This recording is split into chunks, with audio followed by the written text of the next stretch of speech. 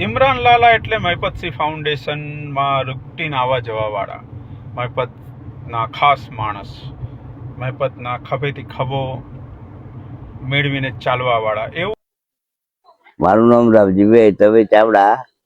અમે જમીન વેચી પૈસા માટે અને અમને છેતરપિંડી કરી. ઇરમાન લાલો, સંદીપ રાવ, એમના બીજા ઘણા ભાઈ હતા. બધા એ લોકોએ અમારા જોડે જબરદસ્તી સમાધાન કરાય. નમસ્કાર મિત્રો, ઘણા બધા વિડીયો જોયા હશે તમે આ જયેશ રાઠોડના વિવાદી વિડીયો. એમાંથી મહિપતસિંહ બાપુ અને જિગ્નેશ મેવાણીનો પણ ટાર્ગેટ થઈ ચૂક્યા છે, જ્યારે ફરી એકવાર આ મહિપતસિંહ બાપુ પર પ્રહાર કરી રહ્યા છે. વિડીયો જોઈએ પછી મિત્રો આગળ ચર્ચા કરીએ કે શું છે હકીકત. હર હર મહાદેવ, ઓમ નમઃ શિવાય, જય શ્રી રામ.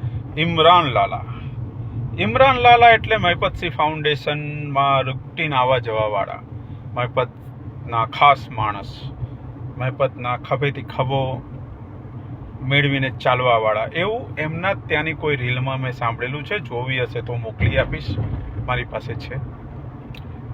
મારા કરેલા કાંડ બધાને દેખાય છે, મામાનું કાંડ ના દેખાયું. હવે ઇમરાન લાલાનું કાંડ બતાવું છું. આ પહેલું બતાવું છું, પછી બીજા બતાવીશ.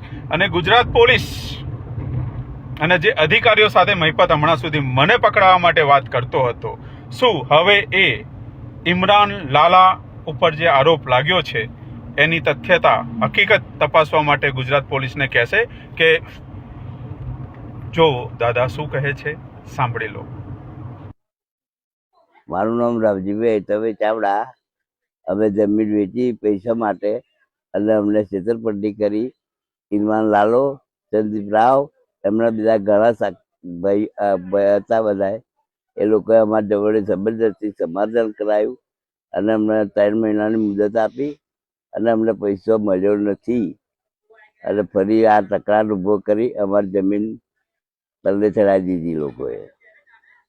તો મિત્રો, વિડીયો જોયા બાદ તમે સમજી જ ગયા હશો. આ જયેશ રાઠોડના ઘણા બધા આપણે વિડીયો જોયા. એની અંદર કોઈ પણ વિડીયોમાં મહિપતસિંહ બાપુનું નામ પહેલા નથી આવી રહ્યું. તમે જાણો છો કે મહિપતસિંહ બાપુ આ બધા કેસમાં કોઈ રોલ નથી, છતાં એ જયેશ રાઠોડ મહિપતસિંહ બાપુને જ કેમ આગળ કરે છે? તમારું શું કહેવું થાય છે મિત્રો? કોમેન્ટમાં જરૂરથી જણાવજો. અને આવા જ પ્રકારના વિડીયો જોવા માટે અમારી ચેનલને સબસ્ક્રાઈબ જરૂરથી કરો.